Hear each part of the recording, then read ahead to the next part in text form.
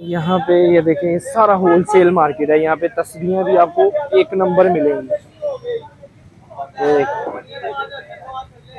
ये तस्वीरों की बड़ी है। वाह, हाँ ला लो, कितने कितने प्यारे बेइंतहा।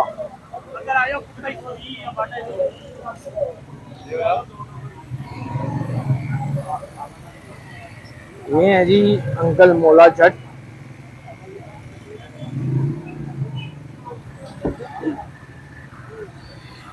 अंकल मौला जट, इनके पास बेइंतहा अच्छे अच्छे नगीने पड़े हुए हैं। और ये बाबा मोहम्मद यहिया भी। भाई सब क्या हाल है आपके? ठीक है, बिल्कुल ठीक, शुक्र ठीक ठाक है। साडा चढ़दे पंजाब नूं सलाम ते लहिंदे पंजाब नूं सलाम। मौला जट, लुहारी गेट लाहौर, सबका खादम, सब नूं मेरा सलाम।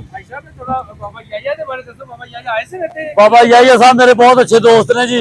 40 साल पहले तो साडे कोल आउंदे जांदे आ, जदों बाहरों आए हुण साडे कोल लाजमी आंदे आ। हुण जरा मेले दे थके ने दाता साहब दे घर ने, किसी वेले मैनूं मिलण आउणगे। साडे साडे वड्डे ने, साडे मां बाप ने, ਅਸੀਂ ਉਹਨਾਂ ਨਾਲ ਬੜਾ ਪਿਆਰ ਕਰਦੇ ਹਾਂ, ਉਹ ਸਾਡੇ ਨਾਲ ਬੜਾ ਪਿਆਰ ਕਰਦੇ ਨੇ। ਇਨਸ਼ਾਅੱਲਾ ਤੁਸੀਂ ਕਿਸੇ ਵੱਡੇ ਦੀ ਵੀ ਇੱਜ਼ਤ ਕਰੋਗੇ ਨਾ, ਤੁਹਾਡੇ ਤੇ ਅੱਲਾਹ ਰਾਜ਼ੀ ਹੋਏਗਾ, ਅੱਲਾਹ ਤੁਹਾਡੀ ਇੱਜ਼ਤ ਕਰੇਗਾ। अस्सलाम वालेकुम, शुक्रिया। मेरा नंबर ला लो 0300 जी 0300 49 15 786। बड़ी मेहरबानी, गेट लाहौर। थैंक यू, अस्सलाम वालेकुम। पाकिस्तान।